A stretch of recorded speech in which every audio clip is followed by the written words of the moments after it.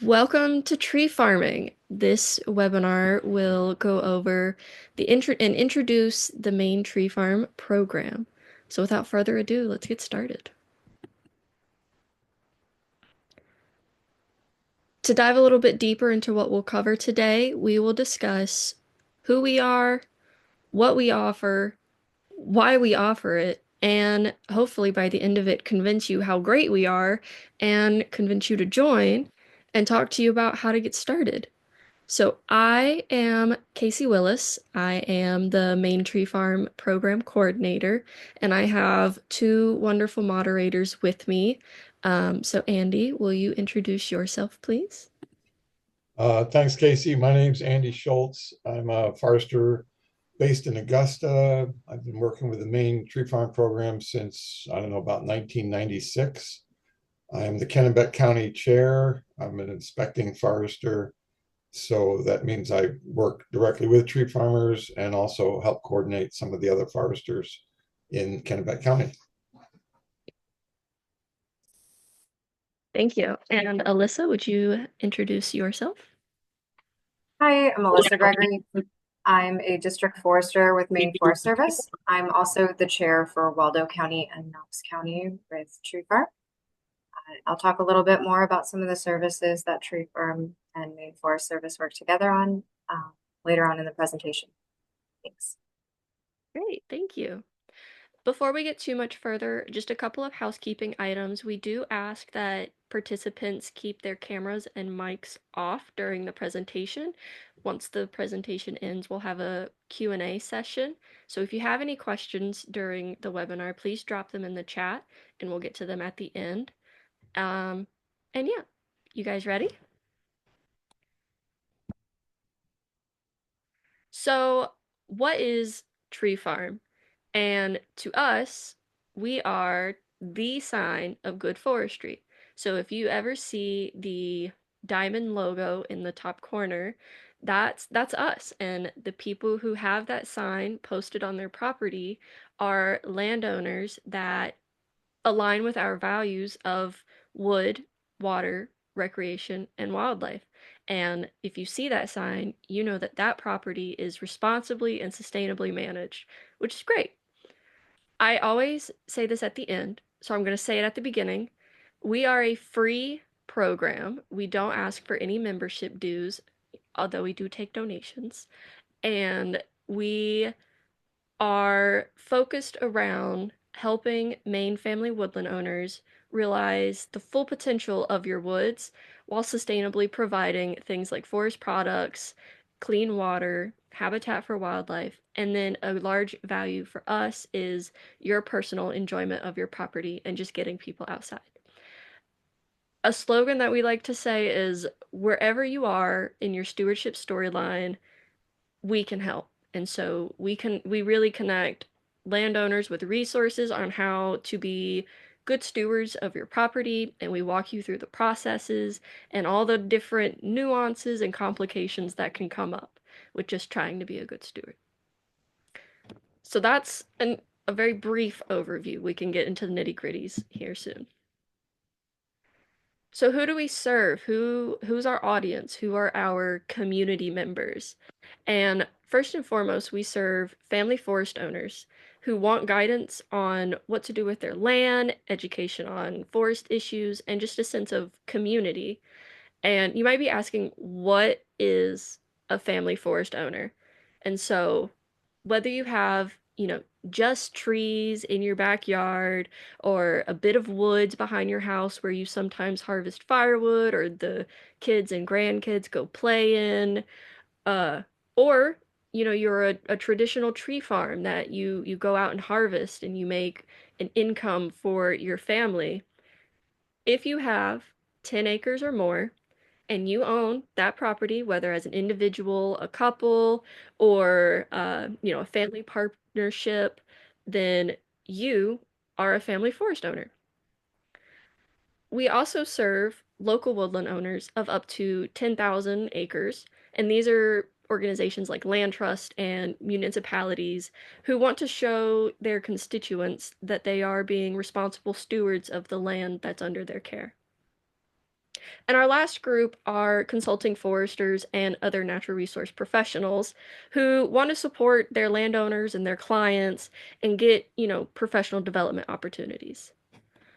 For the purpose of this presentation, we're going to be focusing on the first two categories. So this is very much so tailored for landowners. So what do we ask of our members? So there are a couple of requirements to join the Maine Tree Farm program. First and foremost, you have to have at least 10 acres of wooded land. There are some case-by-case allowances where not all 10 acres have to be wooded and not all of the land has to be wooded. So like there are allowances for things like if you have a house that can count towards the acreage, and if you have, ag land that can potentially count towards acreage as well. But again, this is a case by case allowance, and we can talk one-on-one about your particular situation as needed. We also require that or people who join the Maine Tree Farm program have a written forest management plan that aligns with our sustainability standards. There are 8 sustainability standards, and we'll get into those in following slides. The last thing we ask is once you are a tree farm, that you continue to sustainably manage your land for wood, water, wildlife, and recreation. This is definitely an ongoing commitment, and we ask that our community members follow through on things that they agree to do, and we check to make sure you do, but we'll get to that also. So I mentioned the sustainability standards. So what are those? Like I said, there are 8, and I'm going to actually pass it off to Andy Schultz to kind of give you the consulting forester overview of what they are. So Andy? All right. Thank you, Casey. As you mentioned, 8 standards. These are national standards, and these standards have been reviewed and approved by international outfits. So this puts you in good company when you are working with this. So the first one, and in many ways the most important standard, is to have that forest management plan. Needs to be a written plan, and it needs to cover in some way or fashion all the 8 standards.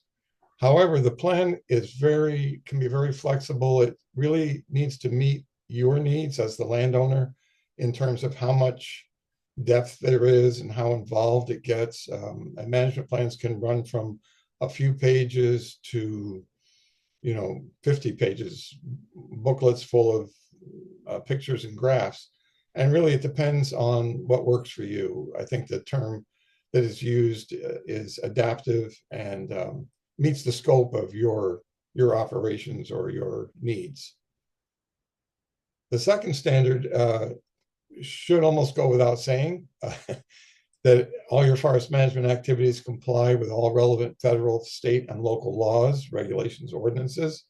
But it's always good to get those in there explicit, just to make sure that you haven't missed any. Here in Maine, we do have some fairly basic rules and regulations. Not to dive into that too much, but when you work with reputable foresters and loggers, it's kind of a given that they're going to be following all the rules. Standard 3 is timely restocking of desired species of trees, regeneration of the harvest site, or any non-stocked areas. Remember, this is a national standard. There are places in this country where after a harvest, you really need to plant trees. Luckily, here in Maine, that's not one of them. Almost all the time, we can work with a natural regeneration idea or system. However, occasionally there may be a need or a desire to have certain species in certain areas, and planting can definitely be part of that. But that's what standard 3 is about, is one way or another making sure that the forest remains a forest during or after any harvesting. Standard 4 is meeting or exceeding the practices prescribed by the state forestry best management practices, otherwise known as BMPs. Here in Maine, those are pretty much all about protecting water quality and conserving soil. Again, when you work with reputable loggers and foresters, that's pretty much a given, but to keep it sort of towards the front of your mind, it's good to include it in your management plan. I think we can go next slide. Okay, activities contributing to conservation of biodiversity. Essentially, what we're talking about is that wildlife part of the sign.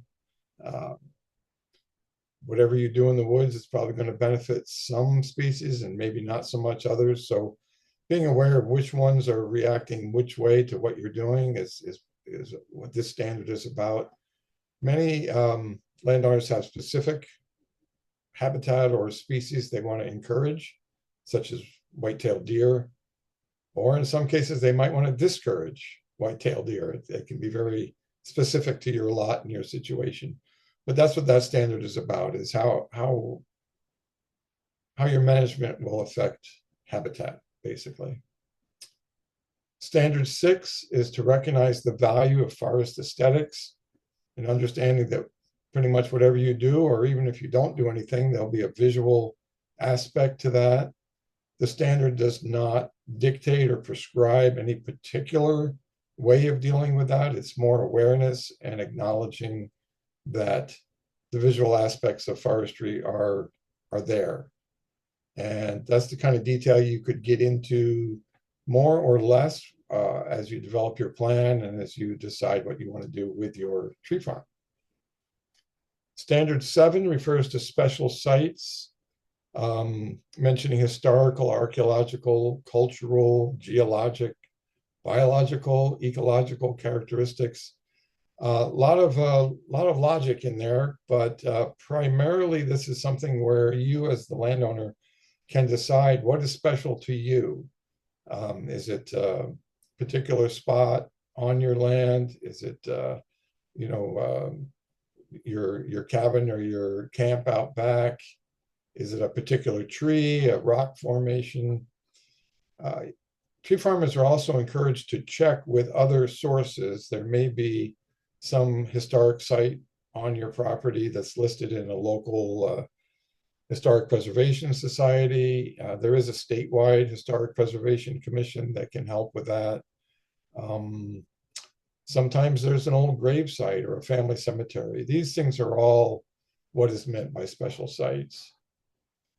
And then lastly, Standard 8 refers to working really with professionals,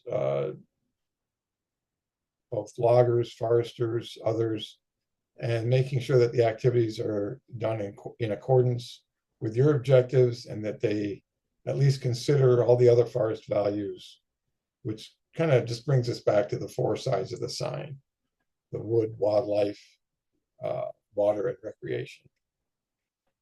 Did I leave anything out, Casey? No, you did great. I do also want to mention that we will be offering deep dives into each of these sustainability standards in an upcoming webinar series. They will be recorded and put on our website. We don't have dates yet, they're still under development, but coming soon. So, really excited to announce that. All right. So, what do you get if you join? That's a fair question. We're asking you to do some things. So, what do you get out of it? We categorize our membership benefits into 4 different groups. First and foremost, the main tree farm program is a recognition program. So all of our members get the iconic tree farm sign, a personalized nameplate, and a certificate of recognition, all of which says your tree farm is a tree farm, and that means something.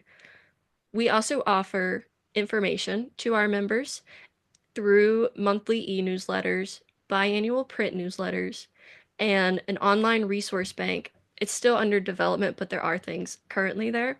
And that is going to be on our website. the biggest information value that we give our members is access to industry and resource professionals. So, people like consulting foresters, loggers, wildlife biologists, NRCS, technical service providers, you know, whatever you have going on in your woodland, we have a community of professionals who are willing and prepared to go above and beyond to help you.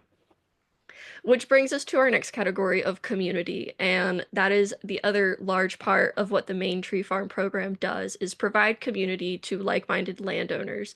And we do that through providing opportunities to connect and share at, different events and offerings. Our largest one of the year is our Forestry Field Day, where we celebrate our Outstanding Tree Farm of the Year award recipients. This award is given to a tree farmer that just goes above and beyond the normal expectations and the 8 standards and are really a pillar of our community. And so that is our large event where we bring everyone together and talk about what makes them outstanding, as just an example. The last membership benefit is validation. And so we provide the comfort of knowing that your management, your stewardship meets internationally recognized standards and that the work that we are promoting and encouraging are based on the best available science. So you can take comfort in that. All of our offerings revolve around this key idea of providing landowners with support around, support in their stewardship storyline, as we say that slogan that we live by. And we do that by encouraging management that supports our 4 values, the 4 sides of the sign of wood. And so management that enhances the trees on your property, not just for forest products, but also just for general forest health. Water, so management that protects water quality and enhances, watershed health. Wildlife management that provides habitat for a variety of Maine's native species, both plant and wildlife, but this one's specific for wildlife. And then recreation, again, going back to that key idea of making sure that people are connected with their woodlands and actually have the opportunity to go out and enjoy your property, take ownership, if you will, of it. So we offer really cool things and we don't charge you for it. So why do we do it? What do we get out of it? And that is a fair question. So family forest owners play an essential role in the stewardship of Maine's forest by balancing timber production with things like wildlife preservation, recreational opportunities for the public, enhancing and protecting water quality, and providing for overall ecological health. And your practices as a family forest owner not only support the environment, but you also boost the state's economy by providing a sustainable source of, harvested wood products.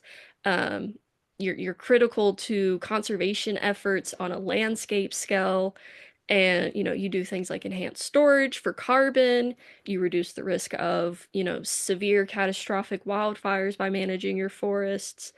Uh, You know, I could go on and on. And so it's really important for Maine because on the presentation you see by percentage we're the most forested state in Maine, and over a third of that forest is owned by private landowners. So we're trying to, recognize the good work that you guys are likely already doing, or at the very least interested in doing because you're here watching this webinar. So that's why we do it. So I've convinced you to join. I did so good. What comes next? I like to think this is a very simple 3-step process. So step 1 is connect with a licensed forester to develop a management plan that aligns with the sustainability standards. This is something that we can help you with. while we don't give specific recommendations, in one of the following slides, we'll give you a couple different resources to check out if you're shopping, if you will, for a consulting forester. There are opportunities for you to write your own forest management plan, but these have to be signed off by a licensed forester just to make sure that they, check all the boxes. Step two, once you have that forest management plan that aligns with our sustainability standards, we will coordinate a site inspection of your future tree farm. And this ties back to what I said, is that it's not just a you sign up and then forget about it program. We actively connect with you, and we also actively check to make sure that you are managing your woods in accordance with our four values. Um, but it's not a scary inspection where there's someone with a clipboard who's, judging. It is a very nice consulting forester who has been trained in our inspection process. And it's just a walk and talk through your woods with a professional who is able to give you advice and, serve as a sounding board for your ideas and be able to answer, questions that you have. And they're just going through a list to say, like, yep, they are, they conducted a harvest and it met all the laws and requirements and it looks good, and like, yep, this is wildlife habitat. you know it's a very open process, and this all the documentation is very available.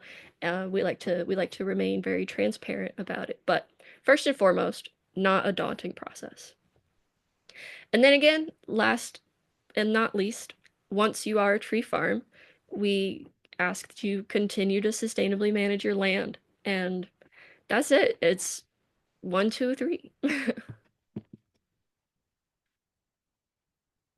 So, as I mentioned, no matter where you are in your stewardship storyline, we are here to help. If you are interested in learning more about the Maine Tree Farm program beyond this webinar, I am happy to have one-on-one meetings to discuss your specific circumstances. My contact information is on this slide.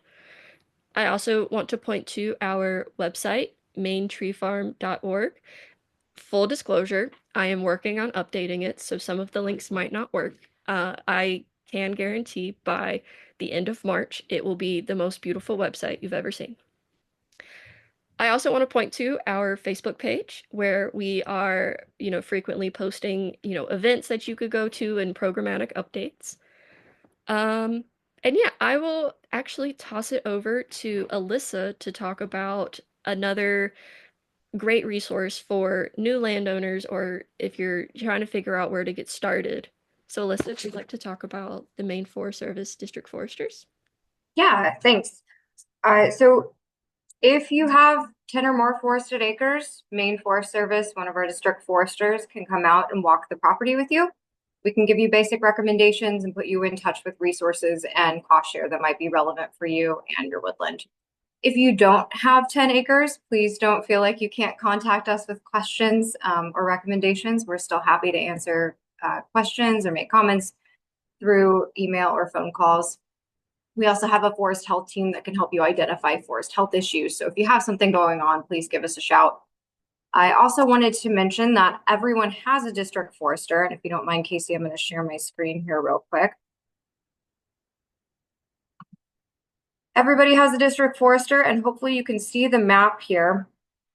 We have 12 district foresters. We just filled the vacant position that's listed up there in the county. Eric's now working there.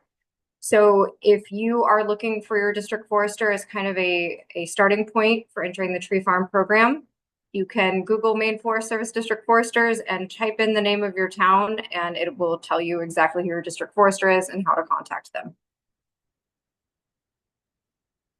We also have a cost share program through Maine Forest Service called the WoodsWise program. Through that, you can get a woodland resource action plan that's partially paid for through the WoodsWise program. I can put the link for it in the chat there. So if you're interested in looking at more on this program or grabbing an application, we have that online. I'll go ahead and drop that in the chat right now. Yeah, all of our district foresters are very familiar with the tree farm program. So if you're looking for just a way to get started or a list of consulting foresters, give us a shout, reach out to your district forester. We'll be happy to help. Thanks, Casey. Thank you, Alyssa. You'll also notice on this slide is a list of, like stewardship foresters through the Maine Forest Service and the Natural Resource Conservation Service technical service providers. These are just 2 links to help you get started if you're interested in shopping for a consulting forester.